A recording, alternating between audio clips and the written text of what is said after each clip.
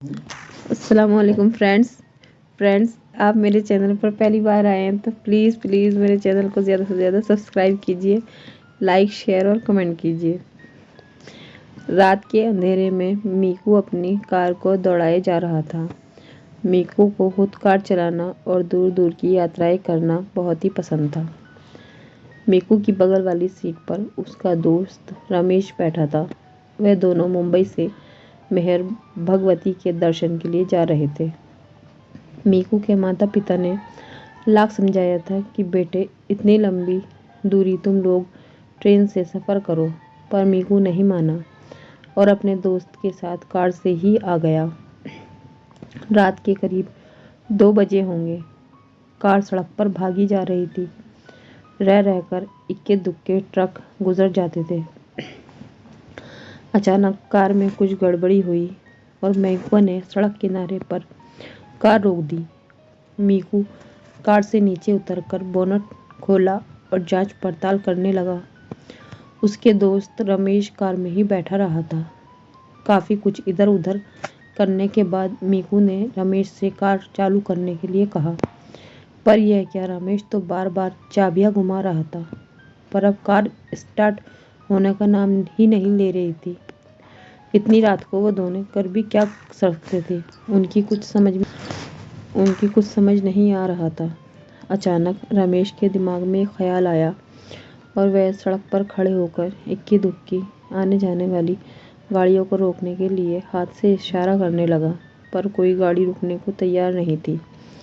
ऐसा भी हो सकता था कि रात के समय और सुनसान इलाका होने के कारण कोई रिस्क लेना ना चाहता हो, क्योंकि हाईवे पर रात को लूटपाट आम बात थी। अचानक उन्हें एक कार उनके पास आकर रुकती हुई दिखाई दी। बाबा आदम के समय की कार लग रही थी, या यूं कहें जैसे कि राजा महाराजा की कार हो। कार के रुकते ही मीकू भागकर उस कार के पास गया। इस कार में ड्राइवर के अलावा 3 लोग बैठे थे। इन 3 में से एक महिला और एक किशोरी थी। मीकू ने कार में बैठे लोगों से कहना शुरू किया कि मेरी कार खराब हो गई है। कहीं अगर आसपास में कोई बस्ती हो या गैराज हो तो वहां तक पहुंचा दिया जाए। उसकी बात को सुनते ही उस कार का ड्राइवर नीचे उतरा और अपनी कार की डिब्बी में से एक पतला वायर निकाला। मीकू समझ पाता तब तक ड्राइवर अपनी कार से मीकू की कार को बांध दिया था। कार को बांधने के बाद उस ड्राइवर ने इशारे से मीकू को अपनी स्टीयरिंग सीट पर बैठने का इशारा किया। मीकू के स्टीयरिंग पर बैठते ही रमेश भी मीकू के साथ वाली सीट पर बैठ गया। अब उनकी कार को खींचते हुए वह पुरानी कार एक कच्चे रास्ते से आगे बढ़ने लगी। मीकू और रमेश निश्चिंत लग रहे थे। उन्हें किसी भी प्रकार का डर नहीं लग रहा था, क्योंकि इस पुरानी कार के यात्री समृद्ध घराने से लग रहे थे। लगभग 15-20 मिनट के बाद उनकी कार एक पुरानी हवेली के सामने खड़ी थी। मीकू और रमेश अपनी कार से उतर चुके थे।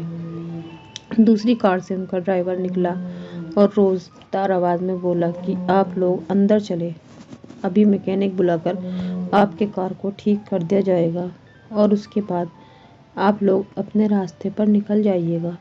मीकू और रमेश कुछ कहे बिना उस ड्राइवर के साथ उस पुरानी हवेली में प्रवेश कर गए। हवेली बहुत ही बड़ी थी और बहुत ही पुरानी लग रही थी। एक बात और मीकू और रमेश को चौंकाने वाली थी कि इतने समृद्ध लोगों के रहते हुए ये हवेली इतनी गंदी क्यों लग रही है। जगह जगह जाले लटके हुए थे। अजीब प्रकार की बू भी आ रही थी। मीकू और रमेश कसकर एक दूसरे का हाथ पकड़ के उस बूढ़े ड्राइवर के पीछे पीछे हवेली के अंदर ही आगे बढ़े जा रहे थे। अचानक हाथ में चिराग लिए एक अधेड़ महिला आई, जो थोड़ी सी डरावनी लग रही थी। उसने इशारे में उस ड्राइवर से कुछ कहा। वह ड्राइवर मीकू और रमेश को उस अधेड़ महिला के पीछे जाने का इशारा करते हुए खुद ही दूसरी तरफ चला गया। वह अधेड़ महिला उन दोनों को लेकर एक बड़े कमरे में दाखिल हुई। ये कमरा काफ़ी अच्छा था, पर चौंकाने वाली बात लग रही थी कि इस पुरानी गंदी हवेली में इतना सुंदर सुसज्जित कमरा कैसे हो सकता है। वह कमरा दूधिया प्रकाश से भरा था, पर यह प्रकाश कहाँ से आ रहा था कुछ पता नहीं चल रहा था। मीकू और रमेश उस कमरे में लगी आलीशान कुर्सियों पर बैठ गए। उनकी आवभगत शुरू हो गई थी, पर अब उन दोनों को बहुत सारी बातें अजीब लग रही थी। अब उस बड़े कमरे में कम से कम 12-15 लोग जमा हो गए थे। कहीं स्वादिष्ट भोजन की खुशबू थी तो कहीं पैगों का दौड़ चलना शुरू हो गया था। मीकू तो आए दिन दूर दूर की यात्राएं करता था। रात बिरात वह कहीं भी चला जाता था। उसे भूत प्रेत पर विश्वास तो था, पर एकदम निडर स्वभाव का था। वह अपने माता पिता को माँ मेहरवाली का बहुत बड़ा भक्त मानता था और वर्ष में कम से कम 2 बार माँ के दर्शन अवश्य करता था। उसके गले में माँ की माला हमेशा लटकी रहती थी और साथ ही उसके शर्ट की ऊपरी जेब में एक छोटा सा दुर्गा चालीसा। उसे जब भी थोड़ा समय मिलता इस चालीसा को निकाल कर पढ़ लिया करता था। पर आज निडर मीकू को लगने लगा था कि वह और उसका दोस्त किसी बहुत बड़ी मुसीबत में फंस गए हैं। उसके आसपास के लोगों का व्यवहार कभी कभी अजीब चौंकाने वाला लग रहा था। मीकू फिर भी डरा नहीं और हिम्मत से काम लिया। उसने अपने दोस्त को उठने का इशारा किया और पास में लगे एक सोफे पर बैठने का इशारा किया और इशारे में यह भी कहा कि तुम कसकर मेरा हाथ पकड़े रहना और डरना तो बिल्कुल नहीं। अच्छा, तो ये बात थी। अब मीकू और रमेश जिस सोफे पर बैठे थे वहाँ पास में ही एक आलीशान शीशा लगा था। मीकू कन आंखों से रह रहकर उस शीशे में देख रहा था। रमेश को अजीब लगा कि मीकू उन कुर्सियों पर से उठकर इस सोफे पर क्यों बैठा। शायद मीकू रमेश के जहन में उठने वाली बात को समझ लिया था। उसने उसे शीशे में देखने के लिए इशारा किया। अरे ये क्या! जैसे ही रमेश ने शीशे में देखा उसकी तो सिट्टी पिट्टी ही गुम हो गई। डर से उसका चेहरा पीला पड़ गया। दरअसल उस कक्ष में चलते फिरते अच्छे लोग इस शीशे में बहुत ही भयानक लग रहे थे। इतने भयानक कि रमेश का कलेजा उसके मुंह को आ गया। वह पसीने में पूरी तरह से भीग गया था। शीशे में उसने यह भी देखा कि यह लोग जो पानी या मदिरा पी रहे हैं वह खून जैसा लग रहा है। ये लोग जो खा रहे हैं वो किसी की मांस या हड्डियां लग रही हैं। वह तो अब पूरी तरह से परेशान था, क्योंकि उसे लग रहा था कि अब उन दोनों का बचना असंभव है। अभी वह आपस में कुछ बातें कर पाते, तभी एक बूढ़ा बड़ी बड़ी मूँछों वाला उनके पास उपस्थित हुआ। वह लोई ओढ़े हुए था और उसके पीछे पीछे 2-3 सेवक टाइप के लोग थे। वह बूढ़ा मुस्कुराते हुए मीकू से कहा कि आज उसकी पोती का जन्मदिन है। अच्छा हुआ कि आप लोग भी आ गए। हमारी पोती का जन्म धूमधाम से मनाया जाएगा और इसमें शामिल होने वाले सभी लोगों को राजसी कपड़े पहनने होंगे। वह आप लोगों से गुजारिश है कि आप पास के कमरे में जाकर अपने पहनावे बदल लें। ये बात कहते हुए वह बूढ़ा बार बार मीकू के गले में लटकती हुई माला को देख रहा था। उस माला की तरफ जब भी उसकी नज़र जाती वह थोड़ा भयभीत होने लगता। अरे तभी अचानक एक खूबसूरत किशोरी वहाँ आ गई और उस बूढ़े की ओर देखकर बोली कि दादाजी, इस अवसर पर आप मुझे क्या उपहार देने वाले हैं। वह बूढ़ा हंसा मीकू तथा रमेश की ओर देखते हुए बोला कि बेटी, तुझे मैं ऐसा उपहार दूंगा कि तू खुशी के मारे झूम जाएगी। इतना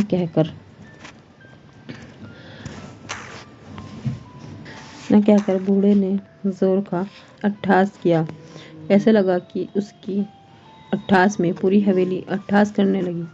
अब माहौल और भी डरावना होता जा रहा था। खैर मीकू ने अपना विवेक नहीं खोया और रमेश का हाथ पकड़कर पहनावा बदलने के लिए पास के बताए कमरे में तेजी से चला गया। कमरे में पहुंचकर जब रमेश डर के मारे अपने कपड़े उतारने लगा तो मीकू ने उसे रोका और कहा, बेवकूफ़ी मत कर, अपने कपड़े को पहन कर रख। और साथ ही उसने अपनी जेब से दुर्गा चालीसा को निकाल कर रमेश की जेब में रख दिया और कहा, डर मत। देखा नहीं कि मेरे गले की माला को देखकर वह बूढ़ा कैसे भयभीत लग रहा था। अब दोनों ने कहा, वहाँ रखे कीमती राजसी कपड़ों को अपने पहने हुए कपड़ों के ऊपर ही पहन लिया। कपड़े पहनने के बाद मीकू ने रमेश का हाथ कसकर पकड़ते हुए कहा कि तुम डरना मत, हम लोगों के साथ माँ मेहर वाली है और उनके रहते ये भूत हम दोनों का कुछ भी नहीं बिगाड़ सकते। इसके बाद वे दोनों कमरे से निकलकर फिर उस बड़े कक्ष में आकर सोफे पर बैठ गए। देखते ही देखते पार्टी शुरू हो गई। उस बूढ़े की पोती किसी राजकुमारी से कम नहीं लग रही थी, पर उसी शीशे के में देखने पर वह एक महाकुरूप डरावनी साया के रूप में तब्दील हो रही थी। वह किशोरी प्रसन्न मन से मीकू के पास आई और उसके कंधे पर एक हाथ रख दी। अरे ये क्या! कंधे पर हाथ रखते ही ऐसा लगा कि जैसे उस किशोरी को 440 का वोल्ट करंट लगा हो। अभी कुछ कोई समझ पाता, तब तक वह बहुत दूर जाकर गिर गई। अब तो वहाँ हड़कंप मच गया। मीकू सब समझ रहा था। उसे लगा कि यह ज़रूर उसके गले की माला के कारण हुआ है। उस किशोरी के दूर गिरते ही कई भूत प्रेत उसे उठाने में लग गए, जबकि वह बूढ़ा दौड़कर मीकू के पास आया और थोड़ा तेज़ आवाज़ में डरते हुए बोला कि मैंने आपसे कहा था ना कि आप अपने कपड़े उतारकर हमारे यहाँ के कपड़े पहने, पर आपने नहीं माना। आप अपने गले में जो माला पहने हैं उसे भी उतार कर रख दिए। यही हमारे यहाँ की प्रथा है। मीकू ने नाम में सर हिलाते हुए कहा कि वह किसी भी हालत में इस माला को नहीं उतारेगा, और इतना कहते ही वह रमेश का हाथ और कस के पकड़ते हुए खड़ा हो गया। अब तो उस कमरे का हाल पूरी तरह से भयानक हो गया। जो लोग सीधे साधे लग रहे थे, अब वे भयानक हो गए थे। कुछ के तो बड़े बड़े दांत बाहर निकल आए थे, तो कुछ अजीब हरकतें करते हुए मीकू और रमेश को डराने की कोशिश कर रहे थे। पर किसी की हिम्मत नहीं हो रही थी कि इन दोनों के पास आए। मीकू ने रमेश से कहा, लगभग सुबह होने वाली है और सुबह होते ही यह भूतिया माया दूर हो जाएगी, इसलिए हमें कुछ समय और निडरता के साथ इनका सामना करना है। इसके बाद वह दोनों फिर से वहीं सोफे पर बैठकर आंख बंद करके माँ मेहर वाली भगवती को दोहराने लगे। उनके अगल बगल में बहुत सारी आवाज़ें चीख पुकार आ रही थी, पर वे इन सबसे बेखबर होकर बस माँ का ही नाम लिए जा रहे थे। कुछ समय के बाद अचानक आवाज़ें आनी बंद हो गई। मीकू और रमेश ने अब अपनी आंखें खोल दी। अब वहाँ इन दोनों के अलावा कोई नहीं था। अरे हवेली भी तो नहीं थी, तो क्या ये दोनों सपना देख रहे थे? खैर वे दोनों उठे और वहाँ से चलने को तैयार हुए। सुबह होने वाली थी और सूरज की आभा उस जंगल में धीरे धीरे फैलनी शुरू हो गई थी। अचानक मीकू कार के पास गया और दरवाज़ा खोलकर बैठ गया। उसने कार को स्टार्ट की तो वह बिना देर किए चालू हो गई। अब उसकी बगल में रमेश भी बैठ चुका था। वे जंगल से बाहर निकलकर एक कच्चे रास्ते पर हो लिए। कुछ दूर आगे चलने पर उन्हें एक चाय की टपरी दिखाई दी। मीकू ने वहीं अपनी कार रोक दी और कार से उतरकर उस टपरी में आ गया। टपरी में आते ही दुकानदार थोड़ा डर से मीकू की तरफ देखकर बोला, साहब आप लोग सुबह सुबह इस जंगल में कहाँ से आ रहे हो? कहीं आप लोग रात को ही नहीं तो नहीं हो? मीकू एक टूटी बेंच पर बैठते हुए अब तक की सारी घटना सुना दी।